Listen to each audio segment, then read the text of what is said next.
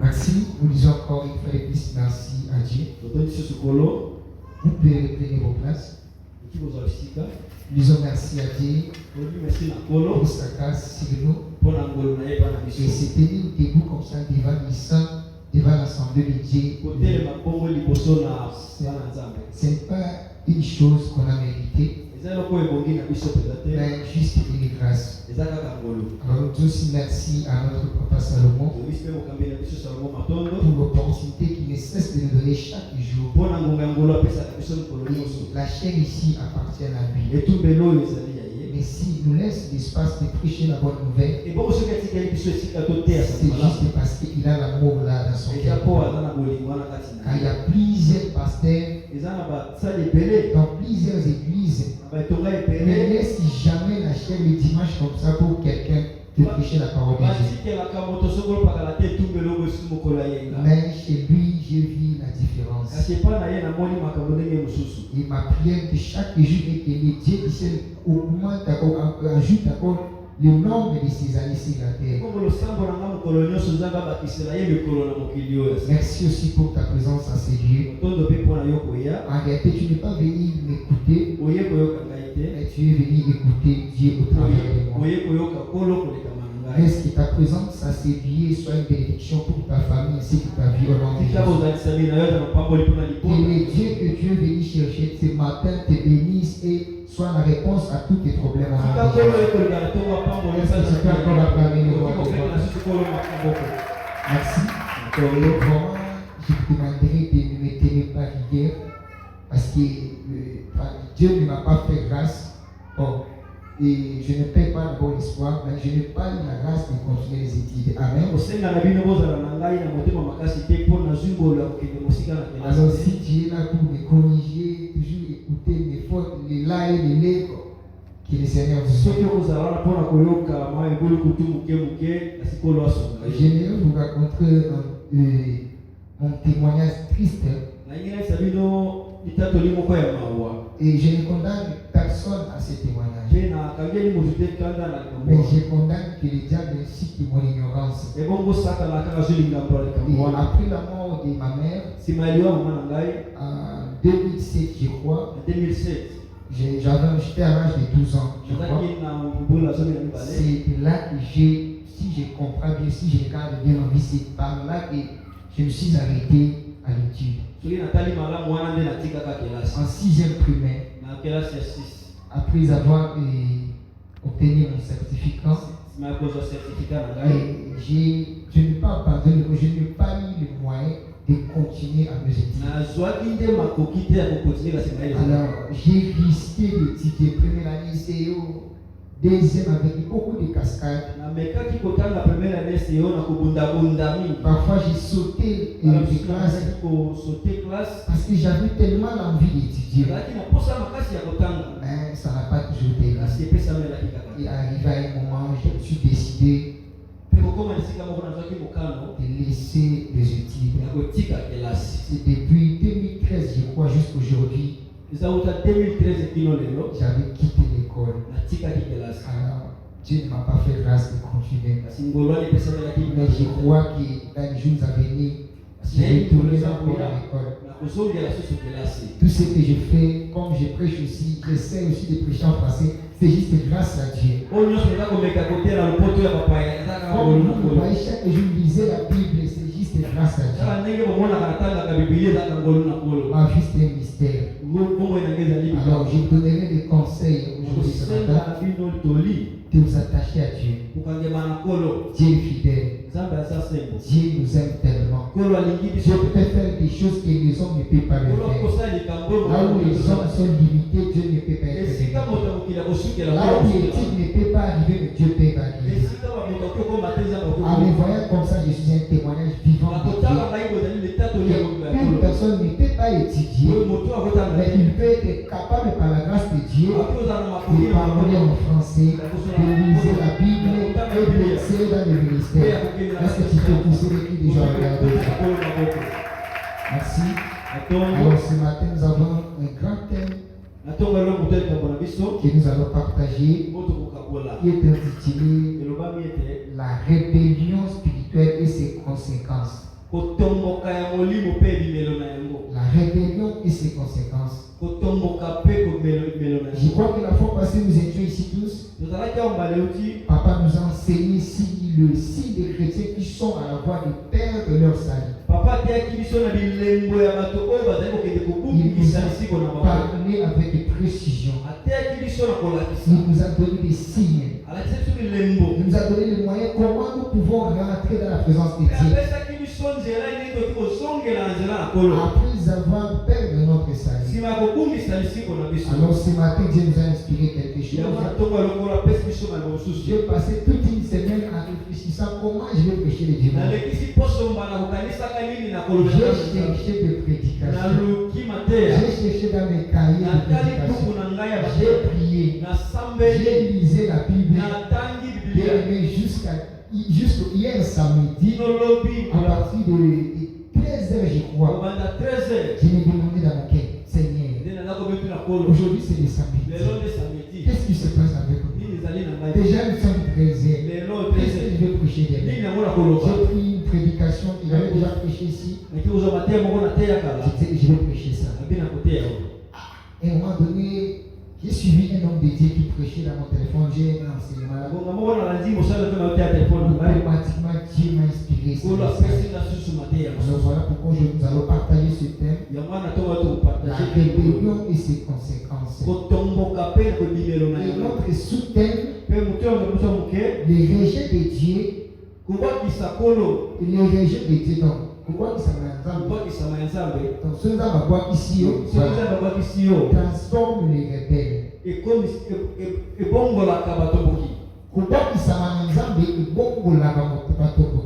Amen.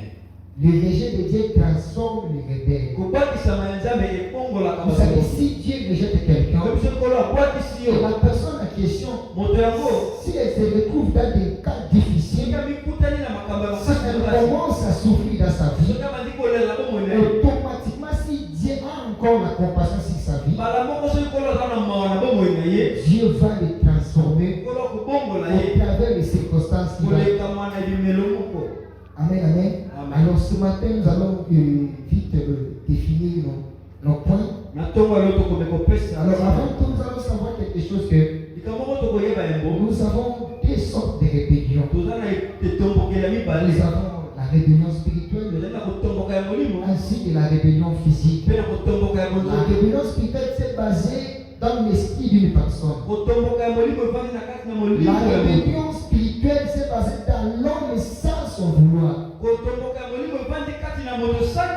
Si je peux bien expliquer ça, c'est un esprit qui s'est décarné à l'homme. Cet esprit-là le pousse à faire des choses qui n'est pas conformes à la volonté de Dieu. Et lui-même dans son cœur ne veut pas le faire. Si nous sommes dans Romains chapitre 7, je crois, 19, vous allez voir apôtre Paul qui est en train de dire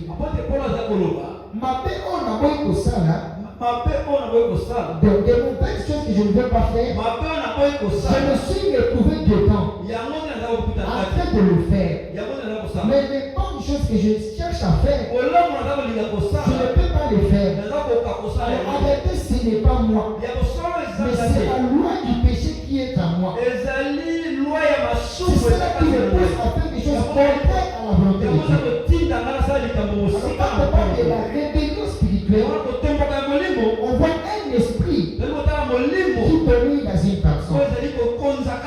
Quand on voit la rébellion physique, la rébellion personnelle, je peux le dire, c'est la volonté d'une personne. Elle est en train de faire quelque chose dans son vouloir, volontairement. Il sait que mentir n'est pas bon. Elle reste en train de mentir. Elle sait bien que calomnier les gens n'est pas bon. Mais elle est en train de le faire. Tout en sachant que ça n'est pas une bonne chose. Elle est une chrétienne. Elle vient à l'église chaque jour. Elle prêche la bonne nouvelle. Elle connaît tout sur la loi de Dieu. Mais elle est tentée de commettre de péché dans la connaissance. C'est ça la rébellion d'une personne personne volontaire. Alors, rapidement, nous allons définir la rébellion. La rébellion, c'est une révolte ou soulèvement. La rébellion, c'est une révolte ou un soulèvement.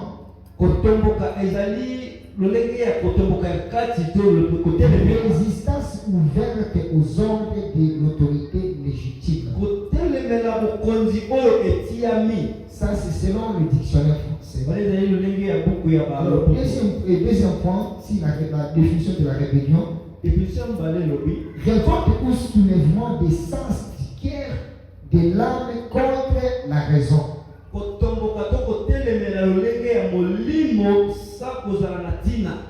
Alors, conséquence, définition de conséquence. Conséquence, suite qu'une action ou un événement peut avoir, soit peut donner à la fin.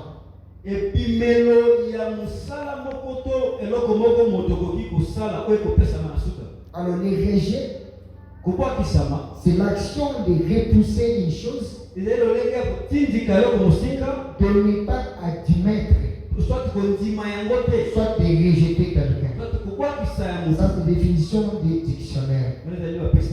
Alors, transformation, c'est l'action de transformer ou changement d'une forme à une autre. Alors aujourd'hui, nous allons parler ici le rejet de notre soutien, le rejet de Dieu. C'est le lieu où Dieu transforme le rebelle. Alors aujourd'hui, je vais aller vite. La rébellion, nous avons plusieurs sortes de rébellions. Et nous avons aussi plusieurs manières de se rébeller. Nous avons aussi plusieurs personnes rebelles. Je vais citer quelques façons, soit de quelques rébellions des hommes dans l'église. En ce moment, quand on parle de la rébellion, c'est, donc je t'ai expliqué, un rebelle, c'est une personne à qui il est l'enfant de Dieu. Il connaît aussi la vraie parole de Dieu. Il connaît les préceptes de Dieu. Mais au moment donné, il s'est laissé emporter, soit envoûté par le diable. Et il s'est rébellé. C'est-à-dire la personne qui connaissait auparavant le bien, mais à la suite, brusquement, il est emporté. Et il a commencé à faire des choses horribles contre la parole de Dieu. C'est celui-là un rebelle qui s'oppose à la loi. La personne qui peut s'opposer à la loi, c'est la personne qui connaît bien la loi. Et après, il s'oppose à elle. Alors, c'est ça la rébellion. La rébellion n'est pas seulement quitter l'église. La rébellion n'est pas seulement quitter la maison de Dieu. La rébellion, c'est s'opposer à une raison convenable. Alors, c'est ça la rébellion. Voilà pourquoi nous avons plusieurs sortes de rébellions, de rebelles, de manière de se rébeller. Nous avons premier type de rébellion, la rébellion des appelés et les envoyés de Dieu. On refuse de répondre conformément à l'appel de Dieu. Et cette étape concerne le serviteur et le servant de Dieu. Nous voyons l'exemple de Jonas. Nous voyons l'exemple de Jonas. Alors Dieu lui a envoyé d'aller à Ninive pour prêcher la bonne nouvelle. Mais Jonas en soi, il a refusé l'appel de Dieu. Il s'est décidé de partir à Tarsis. Il a pris la mission de fouiller la face de l'Éternel. Alors pendant cet acte, Dieu lui a frappé. Il est arrivé à un moment où il a pris une barque pour fuir à Tarsis. Dieu a soulevé un vent effectué de la mer pour arrêter sa mission. C'est que quand tu es choses de Dieu, Dieu peut se servir de toutes les choses pour t'arrêter. Dieu peut faire toute la manière pour t'arrêter, pour te remettre dans les bons chemins. Parce que le rebelle en soi sont d'abord auparavant les enfants de Dieu, et après ils se rebellent contre Dieu. Alors Dieu dans son amour, il ne peut pas perdre son enfant. Il va faire tout son effort pour récupérer cet âme. Pourquoi il va utiliser tout le mécanisme pour t'arrêter. Et au cas de Jonas, Dieu a utilisé un poisson. A utilisé un poisson pour affaler Jonas. Après de les retourner dans la mission de Dieu. Nous voyons ici Balaam. Balaam cherchait à maudire Israël. Lorsqu'il venait, il sortait en Égypte. Arrivant auprès de Moab. Et Balaam qui a dit, ces peuples sont tellement nombreux. Il faut que je cherche un prophète, un devin, pour monter ce peuple. Afin de me donner la force pour le battre. Alors il a cherché Balaam. Dieu a dit à Balaam, ne maudis pas ce peuple. Il ne faut pas maudire Israël. Il est mon peuple. Balaam, avec l'entêtement qu'il avait,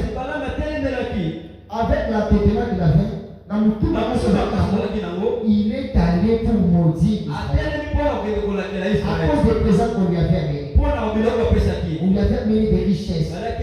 Jusqu'à ce que Dieu a utilisé l'ange pour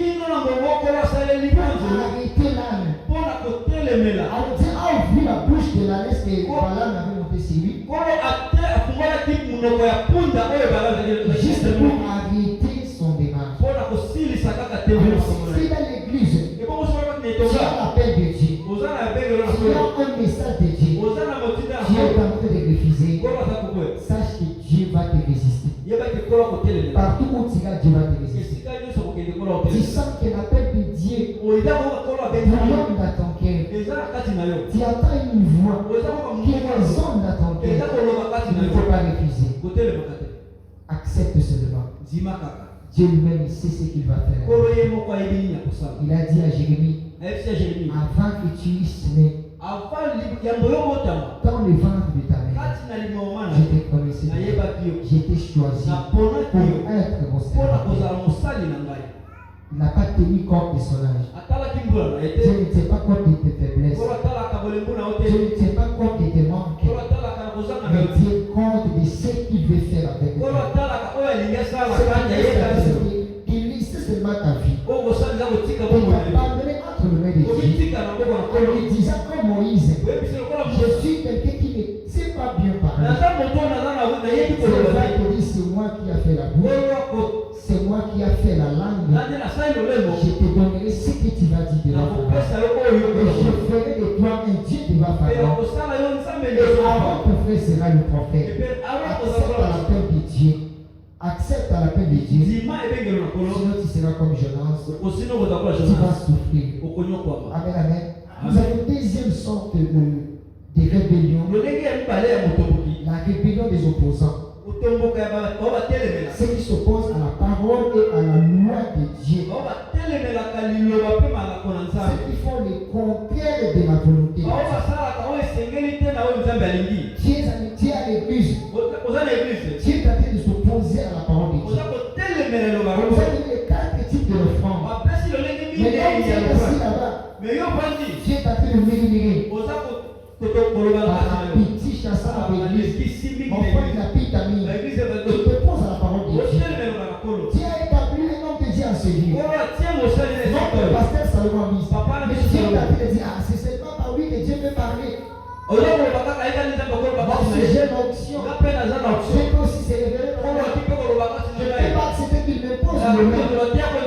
Je ne connais pas sa vie. Exemple de Corée et Dothan à Biram. Corée et Dathan et Abiram. C'est soulevé contre Moïse. Dans le livre de Nombres, chapitre 16, et verset 1 à 5. Vous savez pas que ces gens s'est soulevé contre Moïse. Contre Aaron. C'est seulement par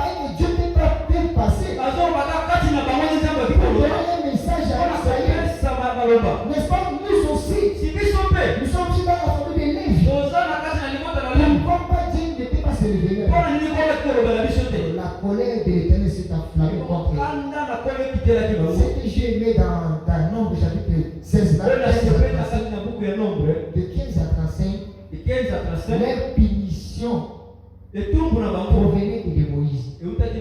C'est Moïse qui a dit que si seulement vous êtes des serviteurs de Dieu, que Dieu trace la différence entre nous et vous.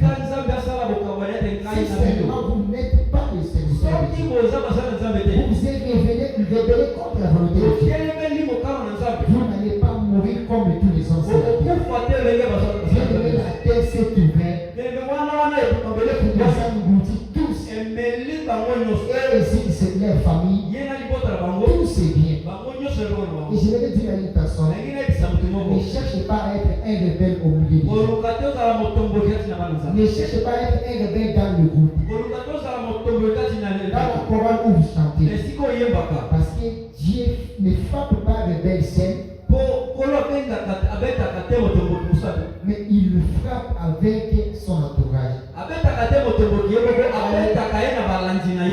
l'exemple de Jonas. Jonas dans le bateau. Quand le vent est venu, il a secoué toute la barque. Les gens ont perdu leur bien. En réalité, c'était Jonas qui a commis la faute. Mais les innocents d'autrui ont subi la conséquence. Alors, tant que tu vis, évite d'être un rebelle. Et toi aussi, il faut bien contrôler ton entourage. Pour ne pas être à côté d'un rebelle, sinon tu subiras des conséquences néfastes qui vont coûter cher à ta vie. Akan lui-même a pris des choses dévouées à l'interdit. Nous sommes dans le livre de Josué chapitre 7. Amen. Akan a pris des choses qui dévouent à l'interdit. Mais toute la sentence qui est tombée sur lui, Dieu a ordonné qu'on les lapide. Lui, sa femme, ses tantes, toute personne de sa famille. Ils ont lapidé le même jour. On les a brûlés au feu. Ensemble avec les innocents. Alors, il faut contrôler bien ton entourage. Sinon, tu tomberas à côté d'un rebelle. Et le malheur qui est attaché avec lui affectera aussi ta vie. Tu vas commencer à souffrir sans le savoir. Tu cherches des prières. Tu cherches les hommes de Dieu. Ta situation ne change pas. On part quelque part. Dieu est attaché à une personne rebelle. C'est tellement malheureux. Et c'est une conséquence. Tu n'es pas une propriété. Tu as épousé une femme. On passe cette jeune fille-là. Elle est déjà un rebelle. Tu as épousé un homme. On passe cet homme. Il est rebelle. Il s'est révolté contre Dieu. Il s'est révolté contre ses parents. Il marche sous la malédiction. Tu vas subir même les conséquences. Car en réunissant ton corps avec lui, vous êtes devenu une seule chair. Vous allez subir même les conséquences. Tu marches avec un ami qui est déjà rebelle avec ses parents, avec son Dieu, dans la société. Il marche avec une grande malédiction. Cette malédiction sera aussi ton part. Évitez ces choses. Troisième type de rébellion, les rebelles des désobéissants. Ceux qui n'obéissent pas, la rébellion, voilà, des désobéissants. Ceux qui n'obéissent pas à la parole et à la volonté de Dieu. C'est ici que nous allons nous baser dans notre message du jour. La rébellion des désobéissants. Dans chaque des hommes qui n'obéissent pas à la parole de Dieu, il convient de faire le bien. Combien interdit de ne pas toucher à ces choses. Tout en étant la connaissance en lui. Mais il fait des choses contraires à la volonté de Dieu. À l'exemple de Saül, Dieu lui a dit de terminer d'exterminer toutes les Amaleks. les hommes, tous les bêtes, et ne laissez rien en vie. Mais lui a épargné de ses bêtes pour sacrifier à l'éternel. Nous sommes ici, des rebelles, des désobéissants et désobéissants à la parole de Dieu. Nous avons besoin de la bénédiction de Dieu. Mais nous n'arrivons pas à observer ce précepte. Marcher dans sa volonté, c'est sa parole. Nous voulons juste bénéficier de l'aide du Seigneur, l'appui du Seigneur. Mais nous ne voulons pas marcher conformément à sa parole. Pourquoi nous sommes arrivés beaucoup de souffler à l'église? Il y a beaucoup de souffrants à l'église parce que nous sommes des rebelles. Tu es là, tu es bien habillé.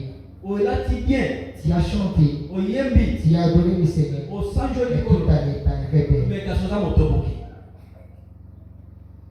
Tu donnes tes offrandes. Tu fais toutes les choses pour la gloire de Dieu. Mais quelque part, tu es un rebelle. Voilà pourquoi Dieu a fermé les cieux pour toi. Voilà pourquoi nous ne sommes pas bénis à l'église. Si tu veux trouver les gens qui pleurent dans ce monde, si tu veux trouver les gens qui souffrent dans ce monde, fais le tour dans des églises. Allez dans les tchoumas de Mahomet. Vous allez écouter des requêtes, des plaies, les gens qui pleurent chaque jour. Souviens-toi de moi, Jésus. Souviens-toi de tes promesses. Tu m'as promis. Tu as dit, je serai la tête de nos laquelle. Tu as dit, je serai béni de nos repas. On est en train de condamner Dieu. Nous sommes au Deutéronome chapitre 28. Le verset que nous avons toujours l'habitude de prier sur ça. Dieu, tu as dit que je serai la tête de nos laquelle. Je serai dans les champs, dans mon départ, dans mon arrivée. Écoute ce que la Bible dit. Moïse et les anciens d'Israël, Deutéronome 28 premier. Si tu obéis à la voix de l'Éternel ton Dieu, en observant et en mettant en pratique tous ces commandements que je te prescris aujourd'hui, l'Éternel ton Dieu te donnera la supériorité sur toutes les nations de la terre. Na kotambola kape kotia na misala malakona ye kolo pesa yo konzi likolo na mikolo nyonso ya mokili. Voilà le premier rêve. Tala ukana ya tu veux être honoré dans la vie. Tu veux occuper des postes plus élevés dans la vie. Dans une société, dans la famille, à l'église, etc. Il faut savoir quelque chose. Deutéronome peut-être nous a dit quelque chose. Si tu obéis à la voix de l'Éternel, c'est en obéissant à la parole de Dieu que tu peux occuper des postes et acquérir le bien que tu cherches à la terre. Mais si tu n'es pas obéissant, tu fais partie aux gens de la troisième partie de la rébellion. La rébellion est désobéissante. Tu ne goûteras pas aux bontés de l'Éternel. Tu ne goûteras pas la richesse de Dieu. Tu prieras. Tu plairas. Tu chercheras. Tu ne trouveras bien. Alors ce matin, je ne te condamne pas. Mais je dis seulement sois obéissant. Si tu es obéissant, tu goûteras à la richesse de Dieu. Il a dit encore, voici toutes les bénédictions qui se répandront sur toi et qui seront ton partage.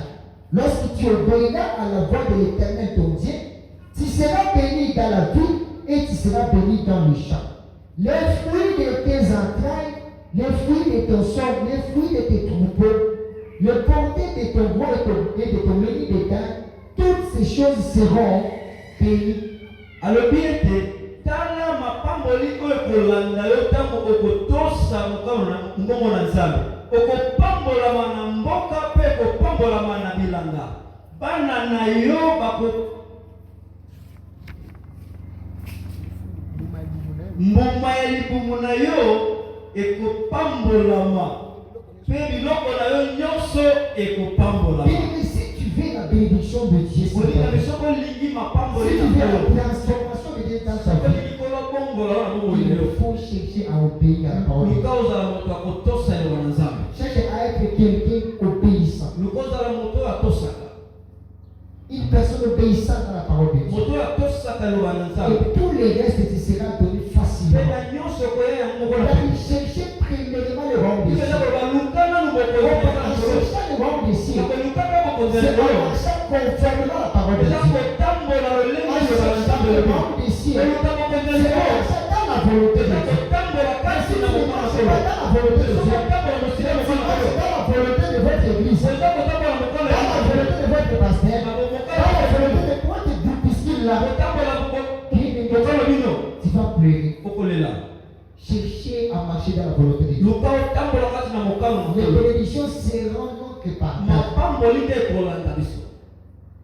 Ce n'est pas nous de chercher la bénédiction. La bénédiction est là. Mais juste l'obéissance.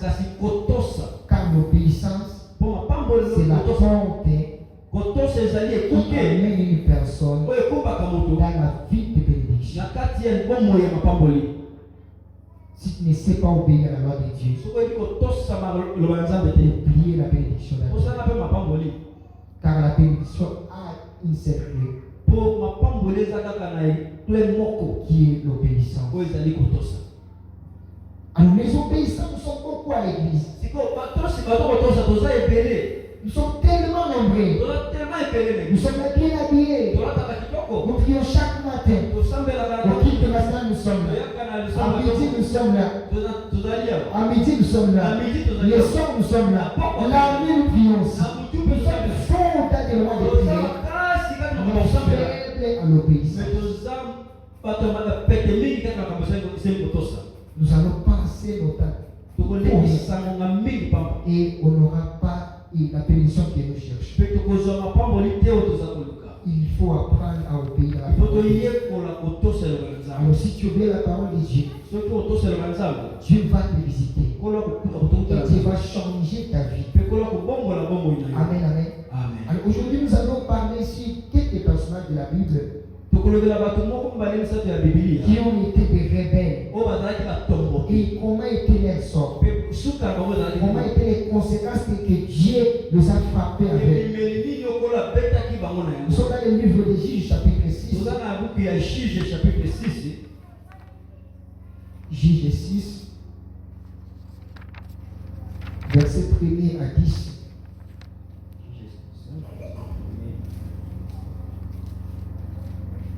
Je lis au nom de Jésus. Les Israélites firent ce qui déplaît à l'Éternel, et l'Éternel les livra entre les mains des Madian. Merci. Les Israélites firent ce qui déplaît à l'Éternel. Et l'Éternel a fait quoi? Les livra entre les mains des Madian pendant 7 ans. À d'autres termes, quand Dieu te livre entre les mains de tes ennemis, Dieu te rejette. Une fois Dieu te rejette, c'est comme une poire de tes ennemis. Ils vont faire de toi tout ce qu'ils voudront. Ils vont te tabasser. La domination des Madianites fut puissante contre les Israélites. Pour leur échapper, les Israélites se retiraient dans les ravins des montagnes, dans les grottes et sur les rochers fortifiés. Quand Israël avait semé, les Madianites montaient avec Amalek et les nomades de l'Est et marchaient contre lui. Ils tapaient en face de lui, détruisaient les produits du pays jusque vers Gaza et ne laissaient en Israël ni vivre, ni brebis, ni bœufs, ni ânes. En effet, ils montaient avec leurs troupeaux et leurs tentes. Arrivant comme essaim des sauterelles, il était impossible de les compter, eux et leurs chameaux, et ils venaient dans les pays pour les dévaster. Israël fut plongé dans une grande misère à cause des Madian. Et les Israélites crièrent à l'Éternel.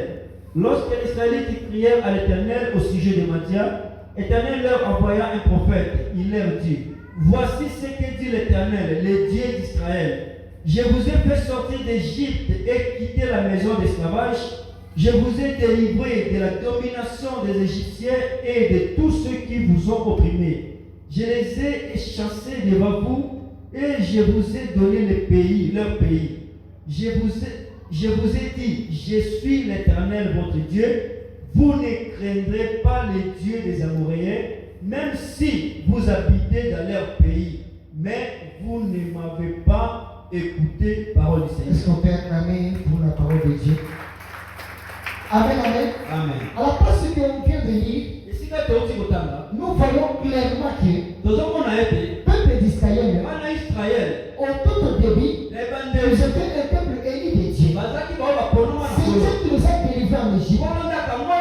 Dieu a fait de grands prodiges. Dieu a fait des miracles extraordinaires. Dieu a démontré sa même puissance en les délivrant dans le main des Égyptiens. Dieu a fait passer le peuple d'Israël au désert. Dieu les a protégés. Dieu les a nourris. Arrivé à un certain temps, quand ils sont arrivés dans la terre promise, les enfants d'Israël ont abandonné l'Éternel. Ils ont commencé à adorer les dragons. Ils ont commencé à chercher les dieux étrangers. Ils ont commencé à respecter les ordres des étrangers. Alors que Dieu les a interdits. Vous ne prospérerez pas devant ces hommes. Vous ne ferez pas des alliances avec eux. Mais les enfants d'Israël ont oublié le passé. Ont oublié la loi de Dieu. Alors Dieu, comme il est juste et fidèle, il les a dit, au moment où vous allez me tourner le dos, je vous rejetterai. Et certainement, Dieu les a rejetés.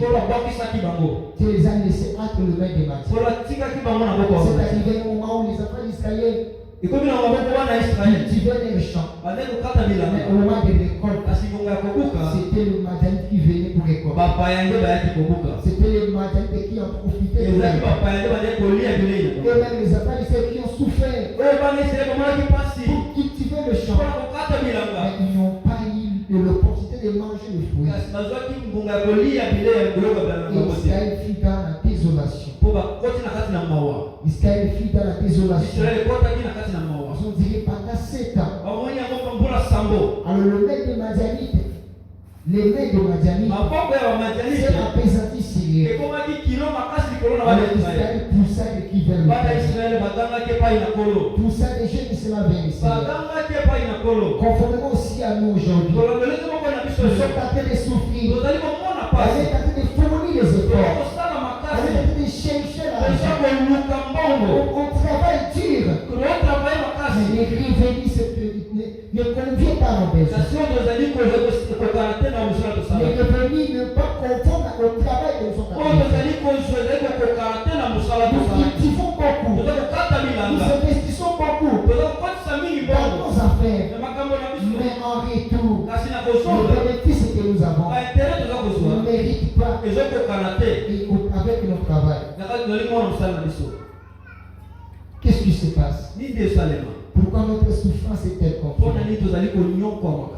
Tu plais chaque jour. Dans ton mariage, rien ne marche. Regarde d'abord ta vie. N'est-ce pas quelque part tu as péché? N'est-ce pas quelque part tu es rebelle? Tu es rebelle comme les enfants d'Israël. Ils cultivaient leurs champs. Mais d'autres personnes venaient pour faire la récolte. Aujourd'hui, tu travailles beaucoup. Tu as investi ton argent. Tu as ouvert quelque chose comme ça. En boutique, je peux le dire. Mais regarde le terrain que tu prends. Le terrain que tu gagnes. Ça ne convient pas au travail que tu fais. C'est seulement l'église que les gens prennent. Dieu t'interpelle ce matin. Ce que je mets dans ce passage, lorsque les enfants d'Israël ont cité, ils ont prié à l'Éternel. Ils ont poussé Alors pendant le temps de ta souffrance, qui est ton refuge? Tu pousses tes cris envers qui? Dieu t'interpelle ce matin. La souffrance que tu es en train de passer maintenant, la maladie qui trouble ta santé, la pauvreté qui est dans votre famille, n'est-ce pas c'est toi qui es la source?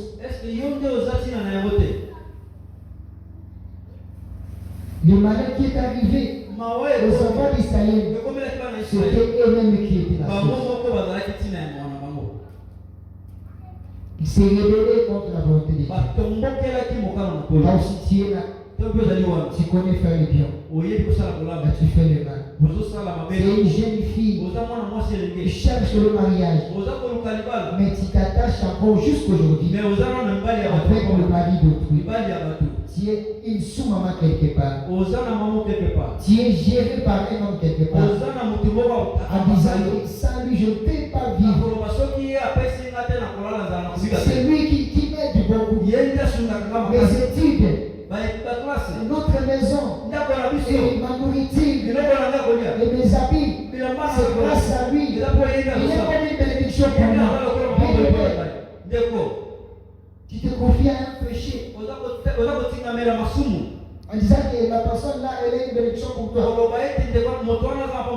Si on te reproche, écoute ce que tu as dit. Quand Dieu me donnera mon homme à moi, c'est alors que je viens de susciter. Bien aimé, tous ces pays ici-bas. Tu es jeune garçon, tu es entraîné avec une maman à côté. Tu les appelles les mamans mots. Voilà, c'est ça. Maman, c'est ça les termes. À cause de $100, à cause de $10, tu es en train de détruire ta vie. Si tu souffres aujourd'hui, c'est toi-même qui es à la base. Il y a beaucoup de choses que nous sommes en train de faire qui déplaisent à Dieu. Il y a beaucoup de manières que nous sommes en train de vivre qui déplaisent à Dieu. Des péchés que tu négliges là, Dieu ne l'aime pas. C'est que tu vois que ce n'est pas fort. Je ne peux pas compter sur toi. Dieu a de la haine au péché. Je vais te dire quelque chose. Triste nouvelle pour toi qui demeure encore dans le péché. Écoute première chose. La rébellion nous aide à rien. La rébellion, Dieu résiste les rebelles. Dieu veut combattre les rebelles. Si tu es un rebelle, Dieu va te résister. Il va te combattre dans le temps de ta vie. Si tu as été une fois rebelle, arrange ta vie. Incline nos têtes, nous laissons la place à papa. Nous allons acclamer l'Éternel et nous allons nous mettre debout pour la prière. Amen. Le message était clair. Si nous lisons le livre de l'Apocalypse, le chapitre 2, au verset 5, la Bible dit: souviens-toi donc d'où tu es tombé